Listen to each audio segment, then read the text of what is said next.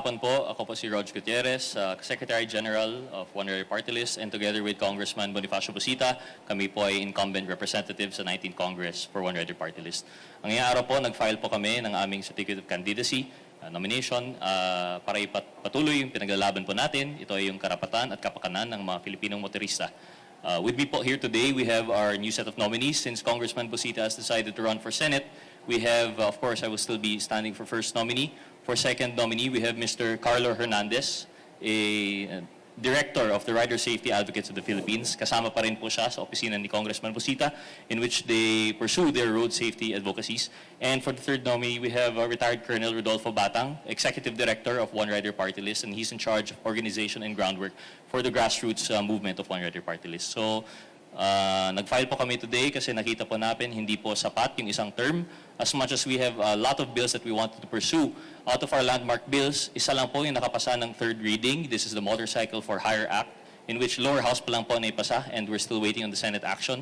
We've also filed the Retail Protection Act, Aftermarket Parts and Accessories Retail Protection Act para sa ating mga riders. We've also filed the National Traffic Centralization Act. Of course, yung nabanggit po na fair traffic apprehension, umabot lang po to past on the committee level, pero hindi nga po umabot sa ibang level pa rin sa committee. It's still under the jurisdiction of the Committee on Appropriation. So aside from our landmark legislation, patuloy pa rin ang ating mga inquiries in aid of legislation. We've discussed about motorcycle endurance challenges. We've investigated toll regulatory board inconsistencies. We've also discussed and tackled yung mga sa silungan ng riders. But all of this just to say, kulang po yung first term, so we're now filing for a second. And yun lang po, I think 2 minutes lang. We're more than ready to answer the questions of our friends in media. Salamat po. Question po for Mr. Sharian.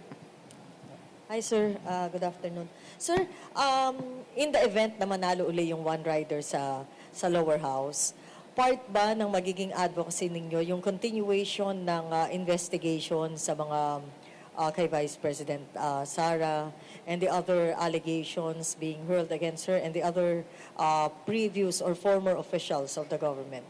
Well, first and foremost, we have to separate po sa party list. Their advocacy is continuing for road safety and road rights. Everything else that we function in Congress, that stems from our being representative in Congress. Kasi po, we're not limited only to our advocacies. So in that regard, I think if we're talking about the second term, it would really depend kung pursued pa rin po yung ating committees. That's an agenda. We did not file the resolution or the motu proprio that sparked the investigation. So I'm not sure if you'll be able to say na meron pa rin for the next term. Because other party list groups, sir, were saying earlier na kahit sila, they're also keen in pursuing a possible impeachment case against the Vice President. Do you share that? Not really. We don't share that opinion. As far as we're concerned, we still focus on the advocacy.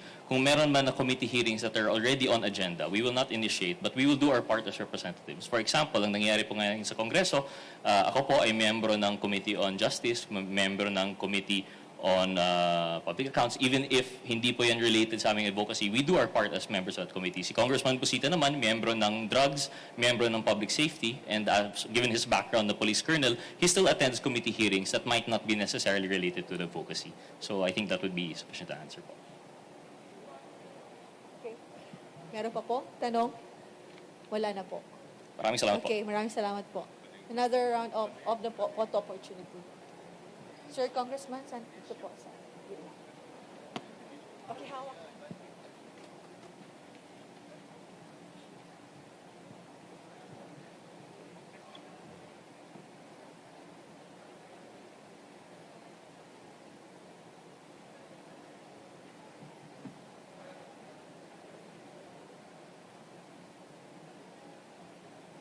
Salamat po.